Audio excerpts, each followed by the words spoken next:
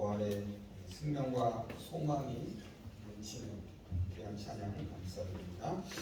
오늘은 부활 주일입니다. 사망의 권세를 이기시고 부활하신 주님이 주시는 생명과 소망이 저와 여러분 가운데 넘쳐나기를 바랍니다. 이 시간 잠깐 앞 뒤에 계신 옆에 계신 분들과 부활의 기쁨으로 인사를 이렇게 나누겠습니다. 주님이 살아나셨습니다. 정말 기뻐서 하시면 더 좋겠죠. 다시 한번 하겠습니다. 주님이 살아나셨습니다.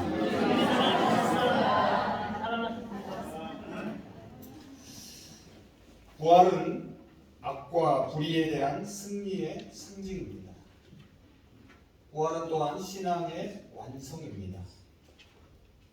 부활은 죽음 속에서 피는 꽃입니다. 부활은 죽음을 이기는 힘이며 소망입니다. 부활하신 주님은 죽음에게 사망 선고를 내리십니다. 부활은 생명의 회복이 아니라 새로운 창조입니다. 우리는 간절한 마음으로 주님의 부활에 동참합니다. 이것은 역설적으로 우리 삶에 아직 죽음의 세력이 남아있음을 말해줍니다. 오늘 우리가 읽은 요한복음 20장 1절에서 18절은 두 가지 이야기를 우리에게 전해줍니다. 1절에서 10절은 빈무덤에 대한 이야기입니다. 그리고 이어지는 11절에서 18절은 부활하신 주님을 목격한 이야기입니다. 그런데 이 두 이야기에는 각각 막달라 마리아라는 여인이 등장합니다. 마리아는 무덤이 비어 있고 예수님의 시신이 사라진 것을 처음으로 발견합니다. 또한 부활하신 주님을 목격한 첫 번째 인물입니다. 1절을 보시면 막달라 마리아는 안식 후 첫날 일찍이 무덤으로 가고 있습니다. 안식 후 첫날과 일찍이라는 말은 새로운 시작을 암시합니다. 안식 후 첫날은 주간의 시작을 말합니다. 일찍이는 하루의 시작을 말합니다. 그런데 잘 보시면 아직 어두울 때라는 꼬리표가 붙어 있습니다. 아직 어두울 때라는 말은 이 새로운 시작에 걸림돌이 있음을 암시합니다. 마리아의 마음에는 아직 어둠이 가득합니다. 그래서 아직은 기다려야 합니다. 좀 더 깨달아야 합니다. 마리아는 어둠을 몰아내고 자신에게 새 생명과 빛을 주셨던 그 주님의 죽음을 불과 이틀 전에 목격했습니다. 그래서 그녀는 지금 고통과 슬픔과 어둠으로 가득 차 있습니다. 자, 그렇다면 마리아는 왜 지금 무덤으로 향하고 있는 것일까요? 새벽 미명에 홀로 무덤을 찾는 이유가 궁금합니다. 분명한 것은 그녀의 관심은 온통 예수님에게 있다는 사실입니다. 더 정확히는 예수님의 시신에 마음이 풀려 있습니다. 주님을 향한 그녀의 사랑은 죽음조차도 막지 못했습니다. 여러분, 사랑의 힘은 그만큼 강합니다. 사랑은 떠나도 사랑은 남기 때문입니다. 무덤에 도착한 마리아는 뜻밖에도 무덤을 막고 있던 돌이 옮겨진 것을 봅니다. 그리고 이상하게도 그녀는 곧바로 베드로와 주의 사랑하는 제자에게 달려갑니다. 그들에게 예수님의 시신이 없어진 것을 알립니다. 여러분, 그런데 여기서 중요한 것이 하나 있습니다. 그것은 바로 시신이 없어진 것으로부터 예수님의 부활을 전혀 생각해내지 못했다는 사실입니다. 그녀는 예수님의 부활을 확인하기 위하여 무덤에 간 것이 아니었습니다. 예수님의 시신을 확인하러 무덤에 갔습니다. 그래서 오늘 우리 본문 2절, 13절, 15절을 보면 무려 3차례나 누군가가 주님의 시신을 가지고 갔는데 어디로 옮겼는지 알고 싶다라고 말합니다. 사랑하는 예수님의 시신을 볼 수만 있으면 그만입니다. 베드로와 주의 사랑하는 제자는 마리아로부터 무덤이 비어있다는 이야기를 듣습니다.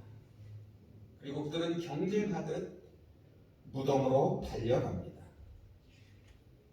사실 무덤이 비어있다라는 사실은 시신이 도난되었을 가능성을 말해줍니다. 하지만 여러분 6절과 7절을 보시면 예수님의 시신은 결코 누가 훔쳐간 것이 아님을 알 수 있습니다. 예수님의 몸을 쌌던 세마포와 머리를 감고 있던 수건이 그 자리에 그대로 놓여 있었기 때문입니다. 여러분 한번 상상해 보십시오. 만일 누군가가 시신을 훔쳐갔다면 시신을 쌌던 세마포와 수건을 벗기고서 시신만을 가져가지는 않았을 것입니다.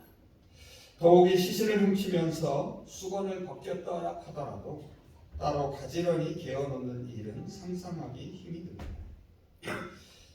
결국 예수님의 무덤은 비어 있었고 예수님의 시신은 적어도 도난당한 것이 아니었습니다. 하지만 이것만으로는 충분치 않습니다. 이 무덤은 단지 예수님의 시신이 거기 없었음을 말해줄 뿐입니다. 어떻게 보면 반쪽짜리 증거입니다. 부활하신 주님이 나타나셔야 부활이 완성됩니다. 살아계신 예수님을 목격해야만 시신이 사라진 것이 아니라 주님이 살아난 것이 되기 때문입니다. 베드로와 주의 사랑하는 제자도 빈 무덤을 확인합니다. 하지만 그들도 예수님의 부활을 생각해내지 못합니다.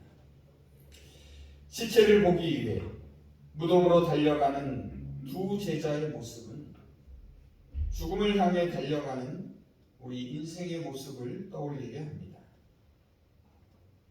죽음을 가두고 있는 무덤은 인생의 어둠이고 막다른 길이며 끝입니다.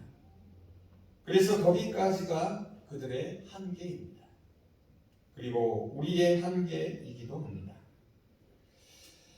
베드로와 주의 사랑하는 제자가 돌아간 무덤가에 마리아가 홀로 서 있습니다. 다시 한번 마리아는 무덤을 찾습니다. 주님의 시신을 보지 않고서는 그냥 떠날 수가 없었습니다. 그녀의 눈에는 눈물이 흐르고 있습니다. 여러분 11절, 13절, 15절을 보시기 바랍니다. 그녀는 무덤을 떠나지 못하고 울고 있습니다. 이 땅에서 흘리는 모든 눈물에는 사연이 있고 이유가 있습니다. 그녀는 무덤가를 맴돌며 시신을 찾고 있습니다. 울면서 찾고 있습니다. 찾지 못해서 울고 있습니다. 어쩌면 눈물을 흘리는 것이 그녀가 할 수 있는 유일한 것이었습니다. 그녀가 할 수 있는 일은 거기까지였습니다.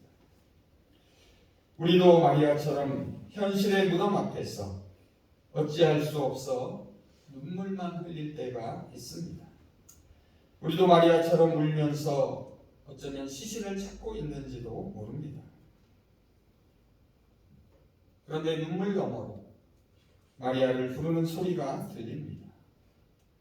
14절을 보면 부활하신 주님이 이미 그녀의 뒤에서 말없이 지켜보고 계셨습니다. 여러분은 흐느껴 우는 이의 뒷모습을 보신 적이 있으십니까? 주님이 보고 계십니다. 인기척을 느낀 마리아가 돌아봅니다. 하지만 안타깝게도 알아보지 못합니다.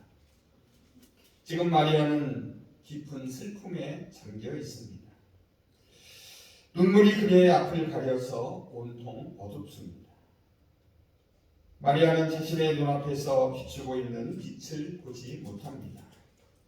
15절을 보시면 오히려 예수님께서 먼저 그녀에게 말을 건넵니다. 여자여, 어찌하여 울며 누구를 찾고 있느냐? 하지만 마리아는 주님이신 줄 모르고 동산지기로 인식할 뿐입니다. 그런데 이것은 영적 차원에서 보면 마리아가 주님을 정확히 알아본 것이기도 합니다. 부활하신 주님은 동산지기이십니다. 첫 번째 아담이 망가뜨린 동산을 두 번째 아담인 주님께서 고치십니다. 주님은 깨어지고 뒤엉킨 하나님의 창조 세계를 회복하며 새로운 질서를 불어 일으키십니다. 주님은 이제 가시와 엉겅퀴를 뽑아내고 꽃과 생명의 열매를 맺게 하십니다. 무덤가 마리아는 마리아야 하고 주님이 자신의 이름을 부를 때에 비로소 주님을 알아봅니다. 그런데 그녀는 이전에 주님이 다시 살아난 것으로 이해합니다. 그래서 뭐라고 부릅니까? 랍보니, 선생님하고 부릅니다. 기쁘고 반가운 마음에 주님을 붙잡으려고 합니다. 마리아는 아직 과거에 머물러 있습니다. 그녀는 과거를 붙잡으려고 합니다. 아직 어둠 가운데 있습니다. 여전히 선생님과 제자의 관계로 인식합니다.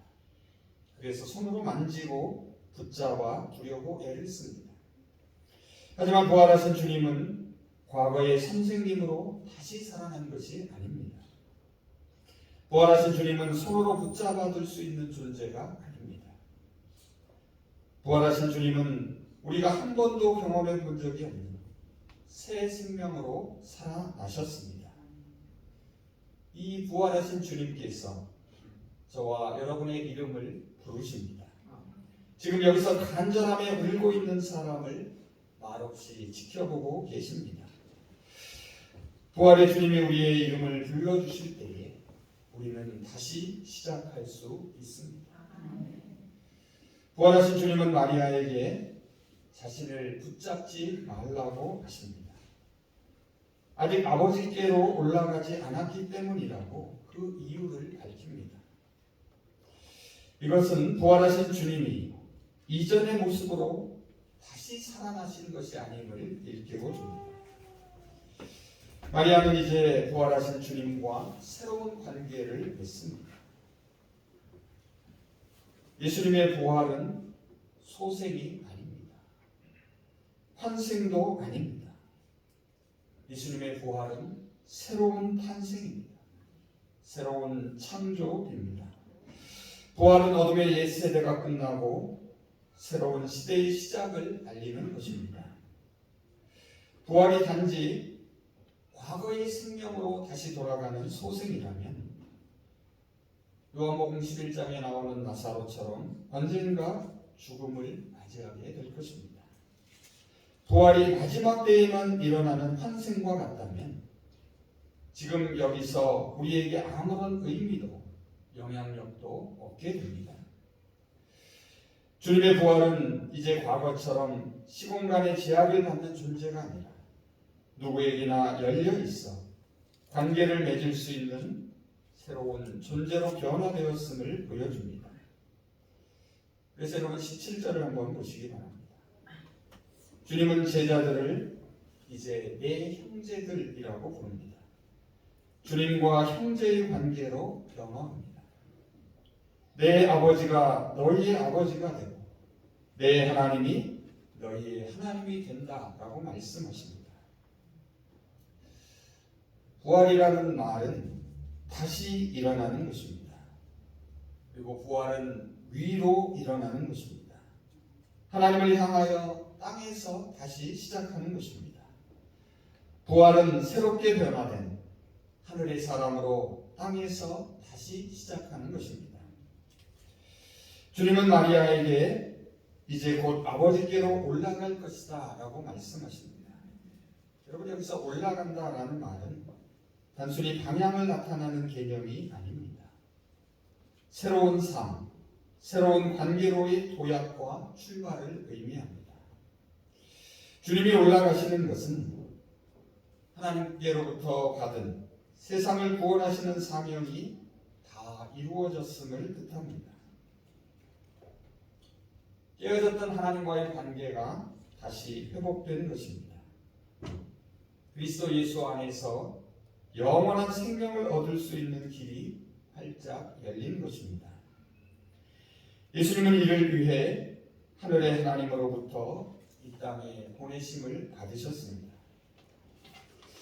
또한 주님이 올라가시는 것은 요한복음에서 다시 오심을 뜻합니다. 즉 보혜사 성령의 도래를 의미합니다. 부활하신 주님이 올라가신 후에 성령이 내려오십니다. 그리고 우리의 시점에서 이미 우리에게 내려오셨습니다. 이제 주님과 주의 제자들이 친밀한 영적 연합의 관계를 맺게 됩니다. 말씀 속 마리아는 주님과 새로운 관계를 시작하며 떠나갑니다. 여기서 우리는 마리아가 세 번째로 돌아서는 것을 보게 됩니다.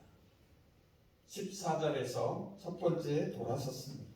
그리고 16절에서 두 번째로 돌아섰습니다. 그리고 이제 18절에서 마지막으로 돌았습니다.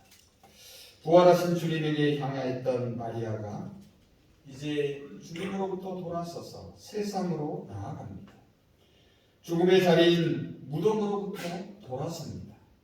새 생명을 안고 삶의 자리로 나아갑니다. 슬픔의 눈물을 흘렸던 자리에서 돌아서서 이제 기쁨의 눈물을 흘리며 나아갑니다. 여러분, 오늘 20장 1절에서 마리아가 무덤으로 향할 때는 아직 어두울 때였습니다. 그런데 18절에서 그녀가 무덤을 떠날 때는 어느새 날이 밝았습니다. 예수님의 무덤이 비어있다는 사실로 충분치가 않습니다. 부활하신 주님을 목격한 사람이 있다는 사실도 부활의 결정적인 증거가 되지 못합니다. 주님의 부활은 부활의 삶을 사는 사람들을 통해서 증거됩니다. 하나님은 저와 여러분을 이 시대의 부활의 증인으로 부르셨습니다.